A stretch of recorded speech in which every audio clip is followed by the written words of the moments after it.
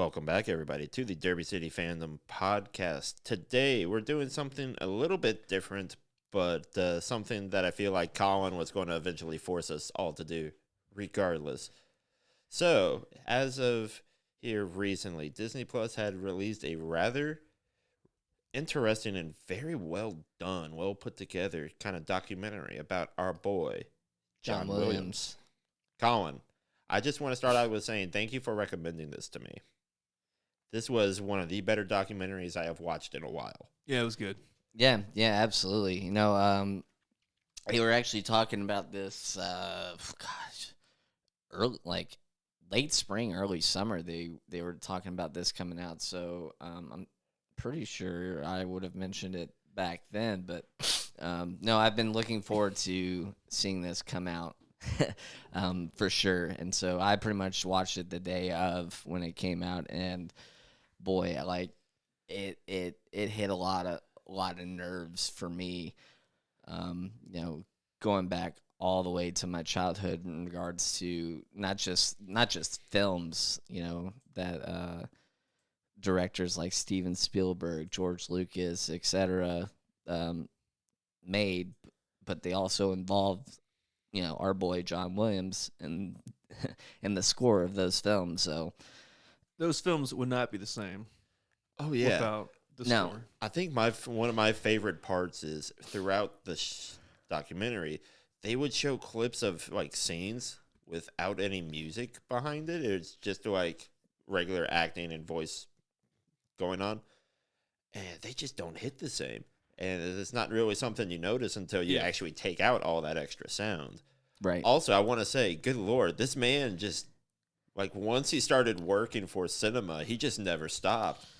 Well, a lot of that in the documentary, you'll learn that a lot of that was because of his dad. His dad worked in who was it? Was it Warner Brothers or one of those freaking studios? I forget who it was, but his dad ended up working for one of those, big studios, and on occasion he would bring his son, John Williams, along with to, show him what he did, but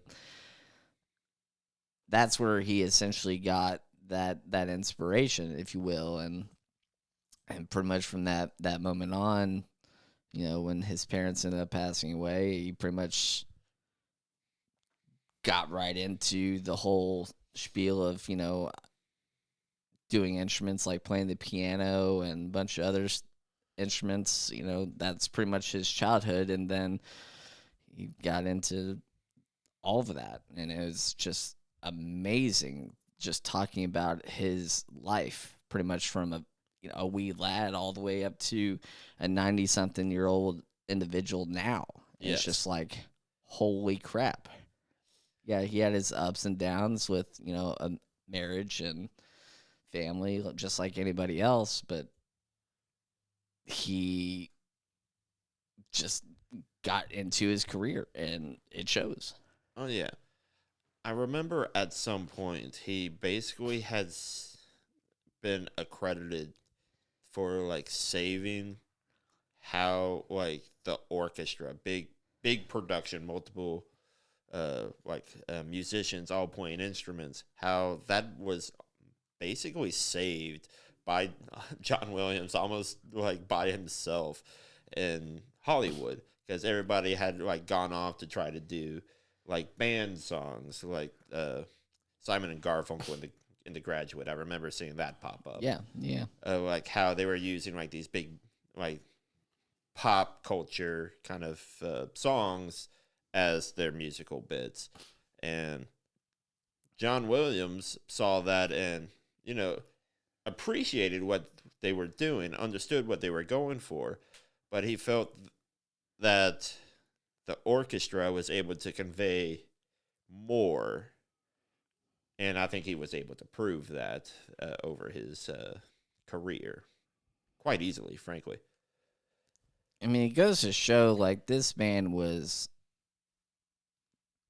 full on into his career, like in every single score that he's done, from Jaws all the way up to Minority Report and so on. All the the sheet music was written out by hand. It wasn't done by machine. He literally wrote out all of that stuff and, gave it to the members of said orchestra, if you will, to perform, whether it be for, in a studio or a live audience, at some theater or something like that, which he's done multiple times. It's just like, wow. Like, I can read sheet music personally, and I can, like, do something in my head and, like, hear, what kind of measure it is, whether it's 4/4 or something like that. But, like, being able to hear it and put it on paper, that's something entirely different, and a lot of individuals can't do that. And so there's only a gifted few, and that's why we're doing this particular episode. Is just a homage, if you will, to one of the greatest composers of our time, of our generation, and his generation. The dude is legendary. And if anyone's listening to this podcast, this episode, and has yet to watch the documentary on Disney Plus about John, I don't know the exact name, John Williams something, it's worth a watch. It's really fun to watch. It's about an hour and a half long, and the entire time I'm sitting there, because it builds up, so you can recognize, especially if you're our age and probably older, it just builds up to the start of it talks about his background and the biography, but it builds up the score is like how he got started, and then what's coming next, because you can kind of put together the timing of it all. So they talk about it's like E.T. and Star Wars. I'm like, at the very end, I was like, man, I know he did Harry Potter. Like, if they have to talk about Harry Potter. When are we going to get to that point? I don't know if you guys had that same vibe, like all the way through from start to finish. I was like, I know this is coming up. I know he did Jurassic Park.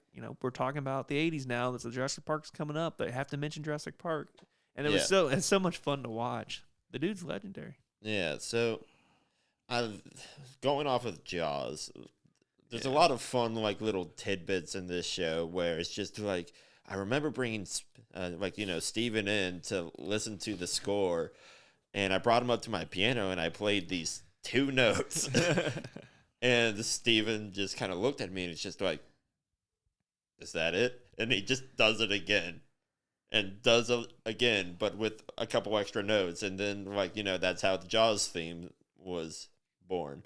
And the big takeaway from that also was he was able to create sounds that matched what needed to be conveyed, because in perfect silence, if you start hearing that Jaws theme, you know that you're in danger. That was the point. That was what he was trying to go for. And I think at this point now that Jaws has been released, has been out for a while, and has been studied, it is a thing of wonder that he is able to make these themes just so kind of ingrained in how human emotions work. Yeah, that was the most fascinating story. And they spent a lot of time talking about it too, between him and Steven Spielberg and Jaws in general. And that was one of my favorite parts is when the two of them are talking, and Steven Spielberg initially wanted it to be more of a horror kind of theme to it. Mm-hmm. And John Williams kind of pushed back. He's like, it's not really a horror film. It's more of you're a captain of a ship. It's piratey. It's piratey, adventure. Nordic adventure. So that was fascinating to hear that dynamic. And obviously they opted to do what more John Williams side. But to your point, Kenny, then they were saying Steven Spielberg was giving him credit because I guess he kind of saved him a bunch of money. Because he's like, yeah, because of that, they didn't actually have to show the shark. Everyone in the audience knew, oh, this is what's going on. So they could do a POV kind of view for the camera work too. For sure. And it's funny just how hands off all of these directors end up becoming. After John Williams proves himself early on, it's just oh, he knows what he's talking about. I'm going to let him do his thing. Yeah, that's cool. Something that that struck me, for me, my childhood, I grew up pretty much watching all kinds of movies at a young age, and some of them even rated R that I shouldn't be watching at age 4 or 5 years old. But particular music per se, I knew John Williams' music before I even knew John Williams. I think most of us did. Like, yeah. right. So, like, that's how, like, immense his music. Like, he has such a broad reach. Like, he can do, you know, like a kind of scary, dramatic film like Jaws and go over to do some freaking space pirate movie like Star Wars, you know, that kind of thing. Like, that's just such a wide range that an individual as talented as he can do. And it just blows my mind. It's honestly impressive as fuck. And that's why I'm like, I can't emphasize this enough. Like, watching this documentary, it hit nerves the entire time. Like, I was able to watch it, like you were just saying, Jake, a few minutes ago, you were able to follow it from, you know, the 70s to the 80s. Okay, we're in Jaws territory. Oh, now we're into Star Wars. Okay, now we're doing Indiana Jones, Schindler's List, and Harry Potter, and so on, Minority Report, whatever. Like, I was able to follow that. Now, in the documentary, they don't go into specifics for other films that he's done, but those were just, like, the main ones that he's known for. And that kind of, like, you know... They give him nods. They show some of them, like, on the movie posters. But. Yeah, and I wish, like, the documentary was honestly longer, and I wish they did actually discuss all of the stuff, but obviously that would be a very, very long documentary. And they could maybe break it down into, you know, episodes, if you will, but I couldn't get enough. Like, I think it was actually like maybe an hour and 42 minutes, something like that. I believe so, yeah. I couldn't get enough. Cool. I wish it was longer. I highly recommend it. I've been telling family friends to watch it. So if you're listening to this episode, go out to Disney Plus and watch it. It's really good. I'm going to put you guys on the spot here. Go for it. So here's a question. Okay. Out of all the work that he's done, do you guys have a favorite? Oh, yes. In terms of, like, themes or score. Like, so Kenny's going to go first. Yeah, the violin theme for Schindler's List. Violin theme. I don't think I haven't had, like, as, like, crippling, like, you know, healthy cry moment in, like, a movie in a very long time, and that theme just gets me. Interesting. All right. How about you, Cole? Definitely Star Wars. All right. That was my first introduction really to John Williams. Is I watched Star Wars first, and then shortly down the road I end up seeing Jaws, and then it goes on from there. But no, Star Wars has a sentimental,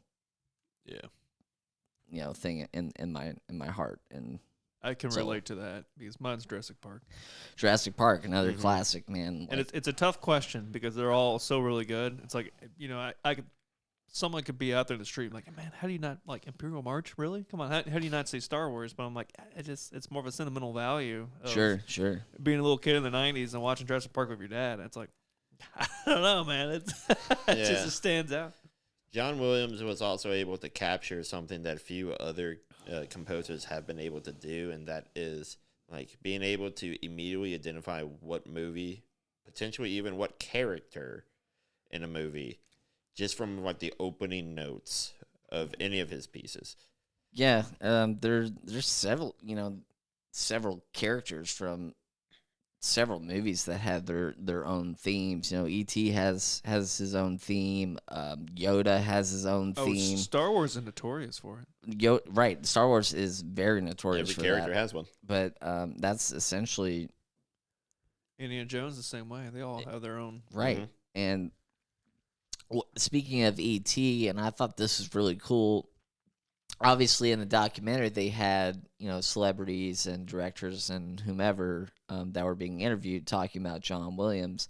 And one of the cool things, like I know Jake, you're a fan of Coldplay, Chris Martin, but one of the things like that he ended up doing was he wanted to take one of the themes from E.T. and play that at the beginning of a show before they as they're going out on the stage. The bicycle. Right. Flying through the air. And so, I thought that was a really cool thing to do. And I even have more respect for Chris Martin. Not that I didn't have any before, because I'm a Coldplay fan, and I know Jake is as well. But the fact that he had personally wrote a letter to John Williams asking permission to use that at the beginning of his shows, and he's like, go for it. And I was just like, dude, that's really cool of John Williams. love, but also just respect for Chris Martin, because that just shows, like, dude, you impacted multiple generations, including his, and he's asking permission. I thought that was just love and respect on both parts. Yeah. My favorite part of the whole series, though, is later on, and he's doing the orchestra stuff, and they're out in California, and you see all the audience with their lightsabers. You know what I'm talking about? Yeah, It's so cool. I was like, I want to be there. I want to do that. They do that every year. Yeah. It was so cool.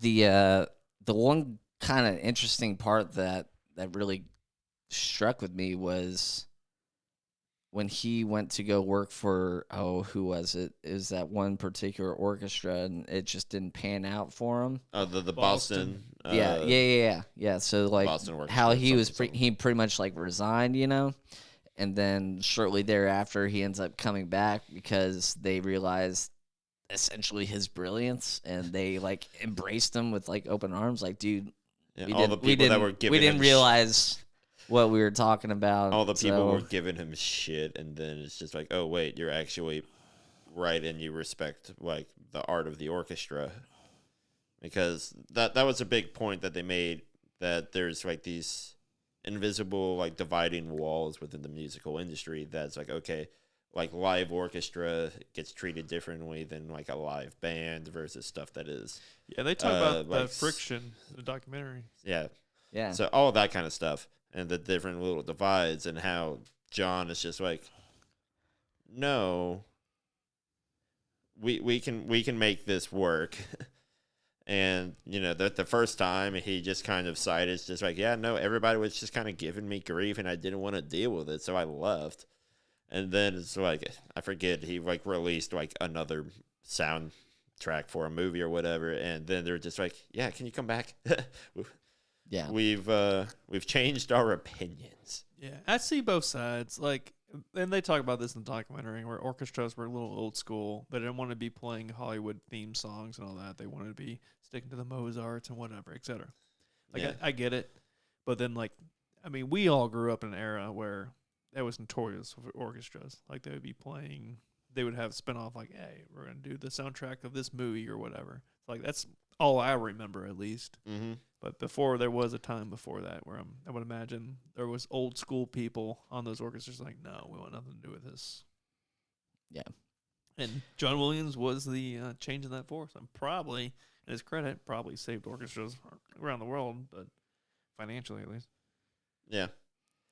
It's like, he's also just done so much like just outside of like cinema stuff. Like, I never would have guessed that he did like the intro for NBC News. He did Oh my that. God, the Olympics. The Or the Olympics. Olympics. Yeah. There was, Yeah. oh yeah, I completely forgot. Kenny, that's a great point. Because when I was watching this thing, there's a few things that popped up. Like, I didn't realize he did Saving Private Ryan. Yeah. And then with NBC and the Monday Night Football or Thursday Night Football, whatever. it is, Monday Night The Football. NFL Monday Night football Football thing. back in like 2006. And then when they showed the Olympics, I was like, oh my God, this dude Yeah. did the Olympics. Yeah. this guy's been Yeah. everywhere. That's what I'm saying. Like, we're literally talking about a wide range of So like, music. he's been in the business for like 60 some odd years. He's an old motherfucker, and he still has it. Like, He hasn't lost his 92 step. years old, right? And As of today, I believe. Well, I'm going going to to be the morbid one. So transition here. That's a good transition. Oh, boy. Colin, Go ahead. what do you think after this? Like, are you afraid it's going to all go digital and just going to be AI and computer based? No, I don't think no, because there's still individuals, composers out there that are still, some of my favorite composers to this day that still have that mindset that John Williams does. They want to, use the instruments and the music that's available, and they don't want to put it all on digital. They want to actually use real life instruments, put a mic over said instrument, and record whatever's on that sheet music. One of them being, Howard Shore or Hans Zimmer and several others. And, in the documentary, you see several professional musicians that pay homage to John Williams. You have Yo-Yo Ma and several other violinists and other musicians. I can't really name them off the top of my head right now, unfortunately, but you get the point. Like, they're going to continue down that train. And so I don't see any of that changing for as long as I'm alive. Now, there's going to be adaptations to, sure, maybe using what's on a computer, but they're always going to use some kind of format of a real life instrument. And if that does change, hopefully it's not in my lifetime. Yeah, I agree with you. Yeah. I'm not hopeful, but I agree with you. Oh gosh, so much of his work has been just like shoved into the Hall of Fame, and I, even some of his work that I've like just now discovered because of this documentary. I never would have known that he had such a background in jazz. Oh, Yeah. Like his jazz CD is actually not all that bad. It is quite good. I mean, like, just now I ended up looking up, like, awards for John Williams that he's won. You know, he's got Grammy Awards, God, going back decades. Mm-hmm. And it's just like, who's gonna take up the reins once he dies? I mean, you really you have like Hans Zimmer, Howard Shore, and those two are the whoever big else. ones right now that are competing. I guess we'll call it a competition, but I mean, for as long as Christopher Nolan is alive, he's probably going to continue using Hans Zimmer, Yeah. and then I mean, Christopher Nolan and Hans Zimmer is just Steven Spielberg and John Williams. and that's the best thing. Like, I knew that there was a relationship between John Williams and Steven Spielberg, but I also thought that they kind of overlapped with George Lucas a little bit. Mm-hmm. But in reality, John and Steve, they're like good buddies. they go way back. They go way back. And it was just like, If it's not broken, don't fix it. And Steven Spielberg is like, dude, this guy Once- knows his. yes, Spielberg realized early on, it's just like, I don't want anybody other than Spielberg on my stuff. and it's funny because, like, he ends up introducing him to George Lucas, and he wasn't even about it at first. It took Steven Spielberg convincing John Williams, like, hey, actually, like, I'm going to vouch for this guy, give him a shot.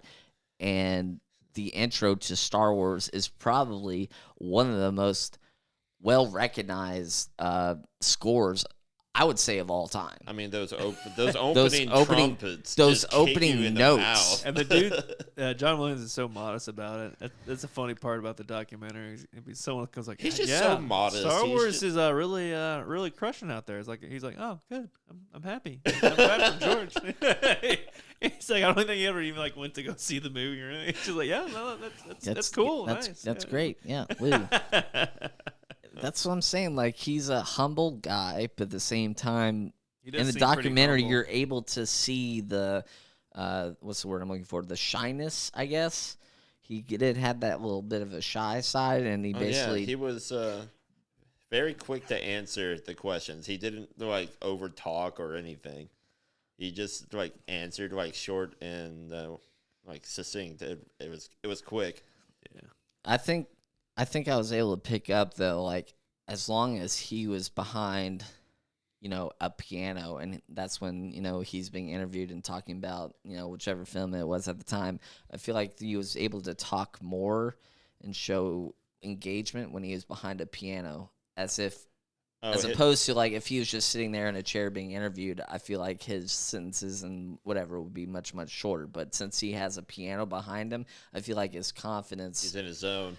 He seemed more comfortable. Right. Yeah. That piano is also legendary because that's the one he used at the studios. Yep. That they then moved back to his house. That has to be like the most expensive piano on the planet. Oh my God! Imagine that going for sale. God, that's gonna be worth millions easily.